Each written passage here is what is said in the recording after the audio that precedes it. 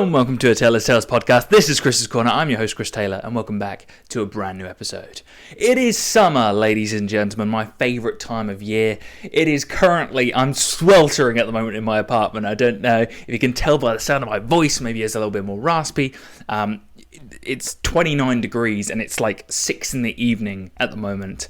And it's not the nice kind of heat. You know, I'm the type of person who loves heat. I love it when it's in its 30s. I love it when it's, you know, really kicking it in. I love it when I'm on a run and it's just bearing down on you, you know, when it's getting like this. But this is humidity. This is that humid, sticky heat where you can't really do anything about it and you're just kind of in it. I've already been for a workout today, mate. No one ever talks about how when you go for a workout, right, that you'll just absolutely just soak yourself. Like, I was wearing a black t-shirt, similar to this, black tank top almost, like a stringer. That stringer was soaked by the end of it. Across the gym wilderness, one lone gym-goer stakes his claim and flails his fists in an act of primal dominance. But for who? With no intention of mating or engaging in conflict with another male, one has to wonder what the fuck he's actually there for.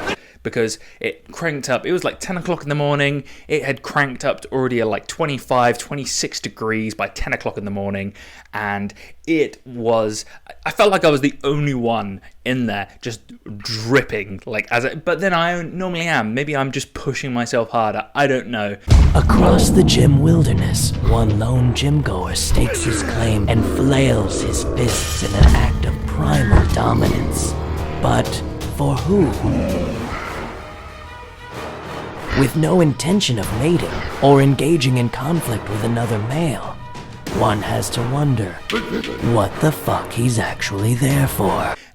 It feels that way. I'm always bringing a towel with me into the gym nowadays to just mop my forehead non-stop. And maybe that's a good thing. Like, I'm pushing myself so hard that I'm profusely sweating, and I have to make sure that I'm just readjusting everything around me to make sure that I'm not going to ruin the next person's set when they're jumping in on the machine that I've just used or the bench that I've just used, etc, etc. So there's that. There's the disgusting side of weightlifting where you're just like, oh, this guy's a bit gross. Yeah, there is that. But I've always been that way when it comes to running. I'm always sweating. It's a healthy thing to do. I don't know why the bodily function of cooling yourself down has made people like, oh, you know, it's a really cool thing. You know, I don't sweat when I work out, you know. I just dry myself. I get cool naturally. I'm just naturally cool. You know how it is? You just like walk into a room and I'm just like, I am my own air conditioning, god damn it. You know? And you just sat there like, oh, fuck off. Fuck off. Oh, fuck off. Fuck off.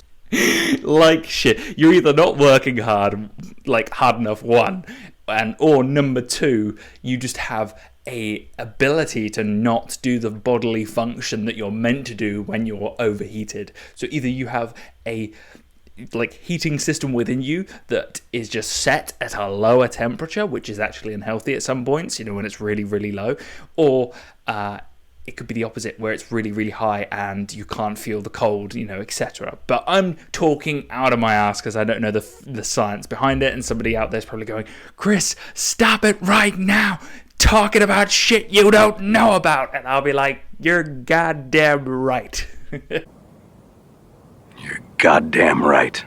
But that's, yes, I'm coming in this week with a lot of energy because I've taken a week off where I spent beautiful sunny weather last weekend, taking in every moment of it. Ladies and gentlemen, summer is here. It is beautiful. It's goddamn amazing. And I spent the day out with my sister and my father out in Bath, and it was incredible. You know, Bath was busy as always, but it is lovely to be out and about for your dad's 61st birthday. Yes, my father immortal as he is in his age, he is growing older, but he just looks the exact same as he did when he was 40. Let's be honest, there hasn't been a day by where he hasn't really just stayed the same, which is crazy to think, because his dad, it was not the same. He did age. I'm intrigued to see whether he's just going to age all of a sudden, you know, just have like this kind of science experiment where you just look at your father, you're just like, is it going to hit you at 70? Is it going to hit you at 80? Like, when's it going to hit you? And it's the same for everybody. There's always going to be a point where you stop having the youthful look. For me, at some point, the youthful boy look is going to go at some point, and my charm as a young man is going to be taken away from me, stripped away from me at some point. I am in my late 20s, so I'm hanging on to it, but for dear life. You know, the boyish charm does have its advantages when it comes down to, let's just say, interviews, air hostesses, and many other things involving persuading people to help you out with stuff. Drew, this is your chance, Drew. This is sus. This is sus. This is sus. That sounds so dodge, but it wouldn't be the first time, and it won't be the last time I say stuff like that. And let's be honest, it's fun. It's charismatic, whatever, let's chuck it in there.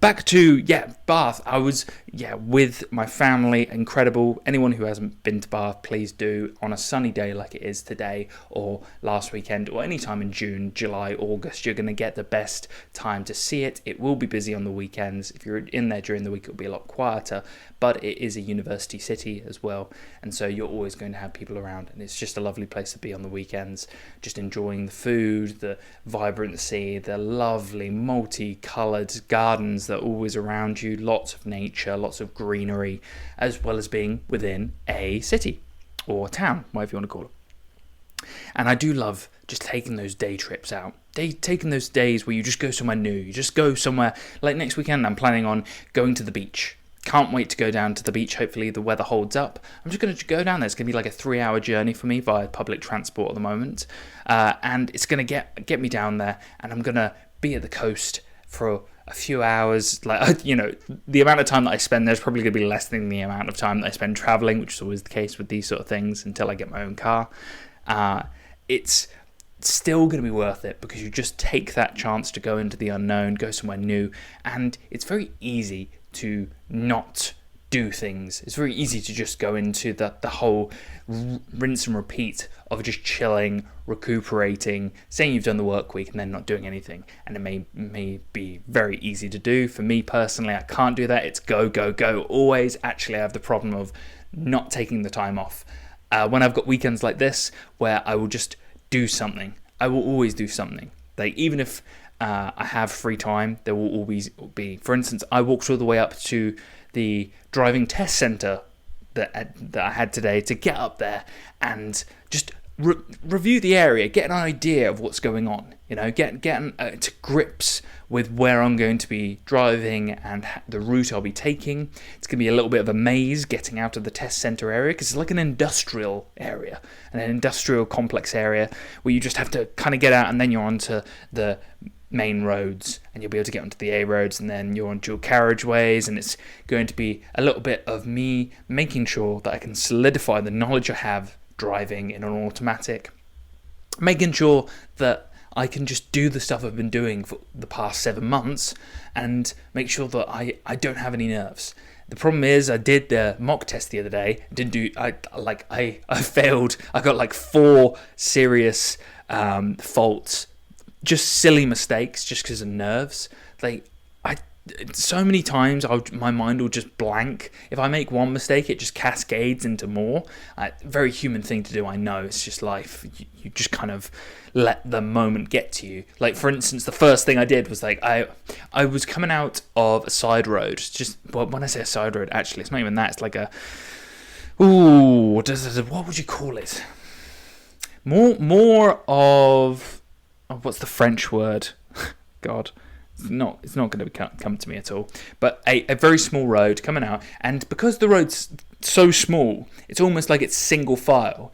And because I was told to turn right, I aimed the car too much to the right, so it looked like I was on the right side of the road, which is not right. You should be on the rightest part of the left side of the road, even if the road is small enough where it seems, and that was like within, a minute into the test, and from there you're just like, oh no, it's all down here, and you realise what you've done as soon as you do it, and you're just like, fail, just mental. And then the other thing I did was that I made a big mistake where I got so caught up in turning the windscreen wipers on and off and putting fluid onto the screen that I basically forgot to make sure that I didn't forget. I kept us in safety. I did slow the car down a little bit to in the 50s on the A roads.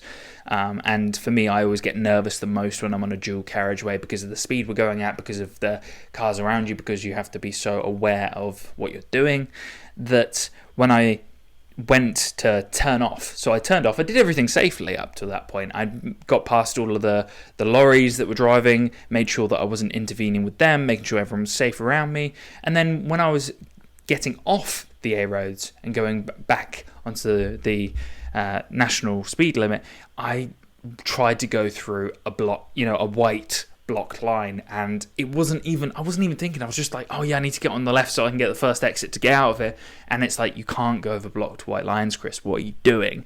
And from there, by doing that, obviously that's another serious fault.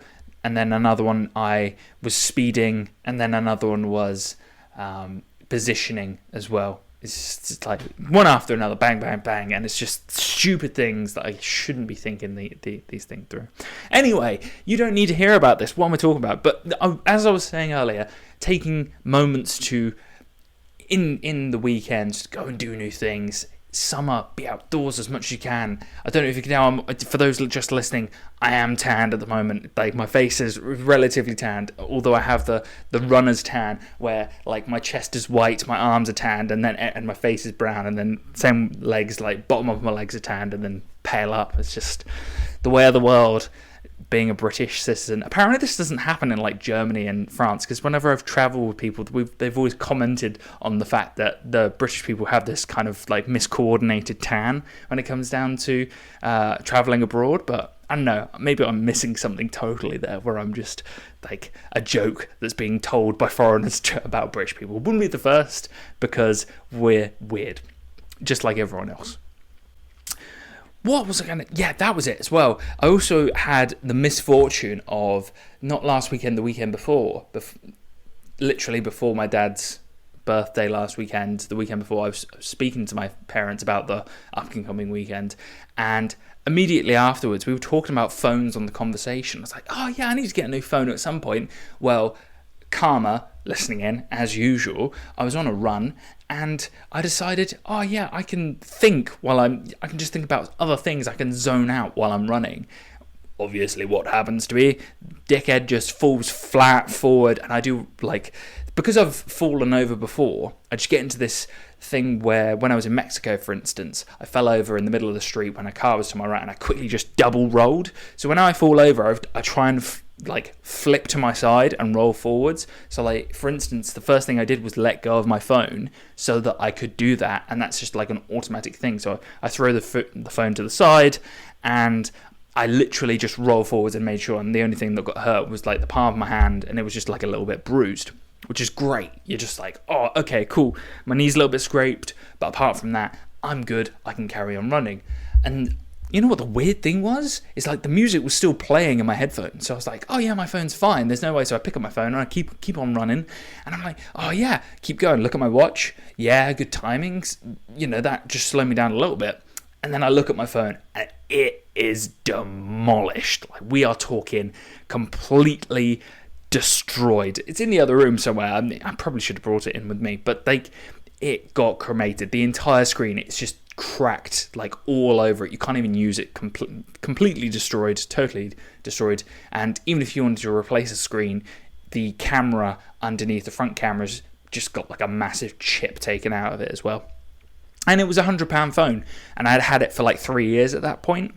So to be fair, I got that's like £33.30 per year for three, which is fantastic. You think about that when you paid that, and now I'm paying like £26 a month for a phone that I got here. And the coolest thing about the phone isn't the phone itself; it's the case that I got customized for the phone. For those listening, it is a Zaraki Kenpachi case, his new Bankai. その力の名前はね、挽回だよ。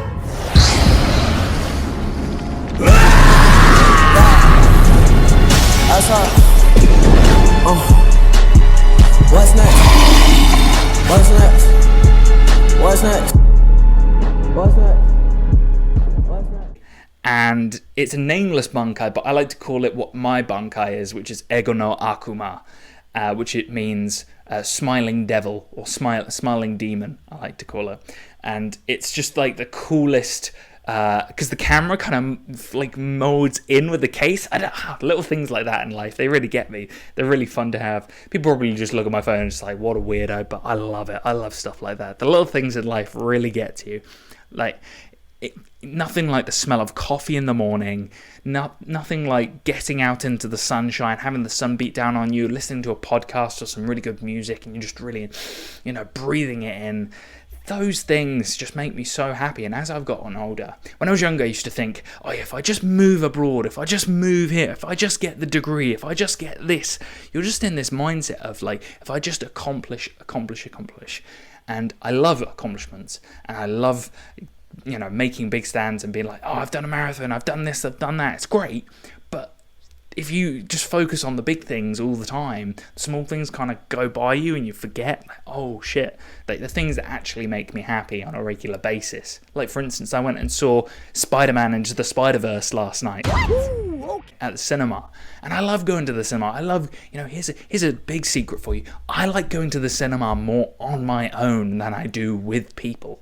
And it's because I get to do it on my terms. I get to do it in an environment that I control. I go in, I get my sweets, I get my drink, and I get to sit down in the amazing movie theatre and just sit there and watch a fantastic film for a couple of hours after a long day.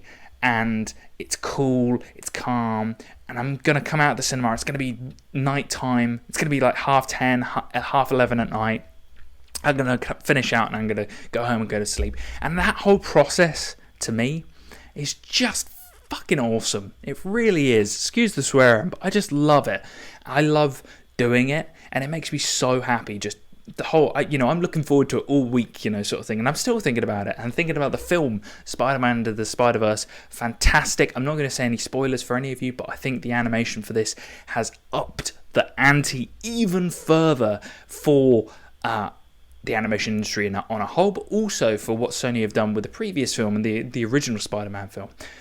What I will say is that if the Oscars don't nominate Spider-Man Into the Spider-Verse or Suzume for Oscar nominations for the best animation, I say we riot. I say that is absolute BS. If I don't see a nomination for them, I will know that they are corrupt. Because it is the best animation in the industry of all time, without any doubt whatsoever. I don't care your opinion. You watch those films, come back to me. You'll know those animators put blood, sweat, and tears into every frame, and they deserve all the credit. Now, I get it. Most of these films, when you do put them together, they have a director or so on, and they get most of the credit. But these animators are friggin' awesome. They deserve the Oscar for their recognition. I hope there's a bonus clause in all of their contracts if they do get it, because that to me is something else. Everyone talks about how, in life we all should work hard for achievement, blah blah blah blah blah, and everyone just talks about this in some altruistic way. No.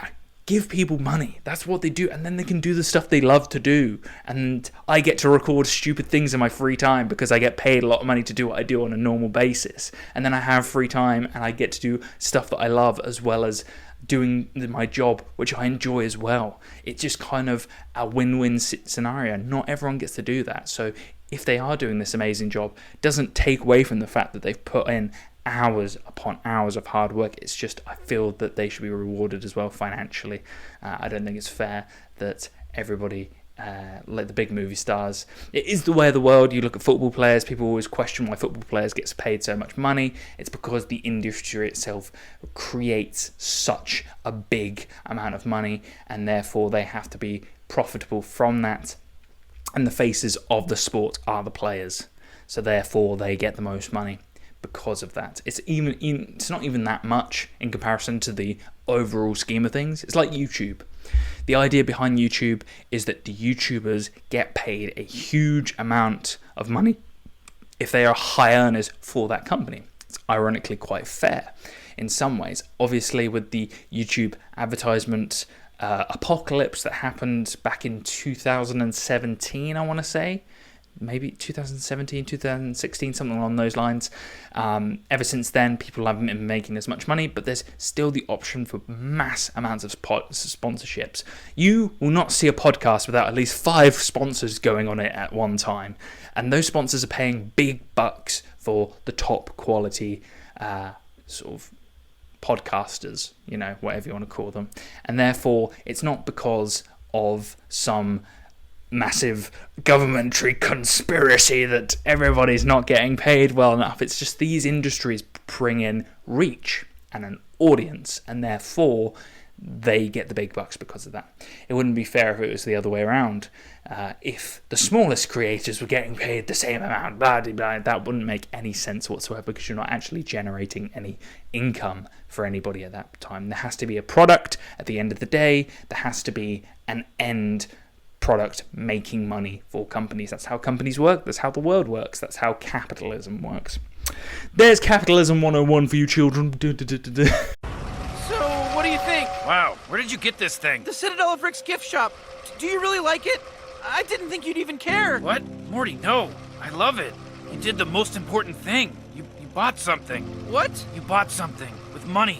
God, I love money so much, Morty. Are you being sarcastic? Merchandise, Morty. Your only purpose in life is to buy and consume merchandise, and you did it. You went into a store, an actual honest-to-God store, and you bought something. You didn't ask questions or raise ethical complaints. You just looked straight into the bleeding jaws of capitalism and said, "Yes, Daddy, please." And I'm so proud of you. I only wish you could have bought more. I love buying things so much, Morty. Rick, are you... Do you need to go to the hospital? I love you, Morty. Give Grandpa a kiss. Give Grandpa a kiss. Lips if you want. Whatever you're comfortable with. Some cultures do that. That was sweet. Thank you. I love you. You're my little buddy. Okay. Let's watch some interdimensional cable. So, Spider-Man Into the Spiderverse, please go watch it if you haven't already. I think it's going to get, hopefully, nominated in terms of the Oscars. Talking about films, IMDB. I was going over IMDB's top 10 films the other day, and I was just thinking to myself, are those actually the films that people love? Are IMDB putting out the best, or is that just the critics' top rating? Because I don't totally understand. Like, there's a critic rating, and then there's also a audience rating in Rotten Tomatoes, for instance. And I think that's kind of a good thing, because you get a general gist of what is going on in terms of, like, what the actual film is liked by the audience rather than by the critics. And the critics and the audiences don't normally align in one place. It's quite a different look. I'm going to go onto IMDb now and just go for the top 10 films of all time. And the first one I know off by heart is Shawshank Redemption, which is a good film, don't get me wrong. But is it the best film of all time? I call BS. I don't think it is. I don't think, in my opinion, that Shawshank Redemption says to me, yes, audiences from around the world are really thinking, yeah, this is the top film of all time. And I think the second one is The Godfather, which, again, do these need to be updated? It doesn't really make sense, does it? That The Godfather, even though it's one of those perfect films, it is a really, really top film. I don't know whether that it can be counted as... Is it top 5? Yeah, probably. Is Godfather 2 better than Godfather 1? I don't know. A lot of people would disagree with me. I don't think it is. I don't know. I mean, look at that. So you got The Godfather. The Dark Knight, again, for cinematography from Christopher Nolan, yes, it is a top 10 film. Would I put it in my top 10? Yes. Would I put it at number 3? Probably not. For me, I think The Lord of the Rings, The Fellowship of the Ring is up there. It's placed at number 9. For me personally, I'd have it probably as number 1. That's just a personal preference. Is it the best film of all time? Probably not. But it is one of those films that I can watch over and over and over and over again. Spider-Man Into the Spiderverse is currently sat at number 11. That's stupid. You're stupid. Stop being stupid. And that was released this year. And I totally understand why. I think that in terms of storyline, yeah, maybe. I don't know. Is it that good? Yes and no. I love the characters. I love the humor. I love the ideas behind it. But it did leave me kind of wanting to say, why not put it all in one film? That's all I'm going to say. Nothing more, nothing less. Inception isn't even in top 10, which is kind of criminal a little bit. Fight Club, again, 13th. The Matrix. See, Matrix is top 5 for me, man. Like, Matrix is top 5. Why is 12 Angry Men? Right, I get it. It's a classic. It's one of those classic films. Is it top 10 movies of all time? I don't think so. Schindler's List. That always makes me cry. Hey, you're a faggot. Yeah. Yeah, that's what my dad... Crying faggot. Yeah. I can totally understand why it's 6th place. 6th place is a good place. Pulp Fiction, it should be higher. That's a number 3 film. That's like a number 3 film of all time. That's not a number 8 film. That's a number 3, maybe even number 2. You know, guaranteed to be up there. I mean, Goodfellas, yeah, that should be, yeah, that's good. One Flew Over the Cuckoo's Nest. There's a lot of films in that top 50 that should be a lot higher. Spirited Away should be top 10. Should be in 10th place, for sure. Star Wars, again, can I call it one of the best films of all time? It's a good film. It's not one of the best films of all time. Gladiator should be fucking way higher than it is. Gladiator is a perfect film. Gladiator should be put in top 10 for sure. Again, The Usual Suspects, fantastic, but not top 10. Untouchable, great, still not top 10. I totally understand why that's not in there. Is there anything else? Memento, yeah, again, not top 10. Spider-Man is the Spider there, yeah, the interesting. Inglourious Basterds, yeah, Old Boy should be a lot higher. It should be number 72. It's just because it's a foreign film and therefore it doesn't necessarily get the sort of love that it deserves. Princess Mononoke for me is top 10, and that's just like because of animation. For me personally, a lot more animated films should be in that top bracket. The fact that it's number 80 and 8.3, it is a 9 at minimum. That is crazy to think that the rating system is put by that. But this is done, I believe, based off audiences. Again, I feel like this is kind of needs to be updated. There's a lot of these films in here that don't make a lot of sense in being here. I think the rating's off a little bit. Like, I get it. Classics like Die Hard are great, but it's not going to be... Yeah, there's so many films here that are just underrated. Yeah, like Casino's 138th. That is mad. That really is. Oh, jeez. Yes, Spider-Man... See, the thing is, when you start seeing Marvel movies making it into the top 250, you're like, really? My Neighbor Catch Me If You Can. There's some fantastic films that are in the top 250. I still think that top 10 personally needs to be updated. Is it would I say to people, yeah, go watch? Would you be able to say, oh yeah, watching Shawshank Redemption is going to be applicable to every single person on Earth? Probably not. Would I say Lord of the Rings, Fellowship of the Ring? Yes, because it is just a film, an action film for everybody. I genuinely mean that. I don't think there will be a single person out there, if you actually force them to watch it, that they won't get some sort of enjoyment out of it. And if they don't, then they are probably lost some sort of childhood. They probably had a fucked up childhood, and therefore they aren't in touch with their inner child, and therefore they've just kind of lost that part of themselves, and they'll look down upon people who do, and they'll be like, that's not a proper film, that's just a nerdy film filled with, and then they'll make the claim of just like Lord of the Rings just has white people in it, and yeah, we're not even going to get into that. So the ones I do agree with that should be in the top 10, The Dark Knight. I don't think Shawshank Redemption should be in the top 10, personally. I don't think it's that good of a film. I think it's a good film. Don't think it's the best film of all time. Oh, that's funny.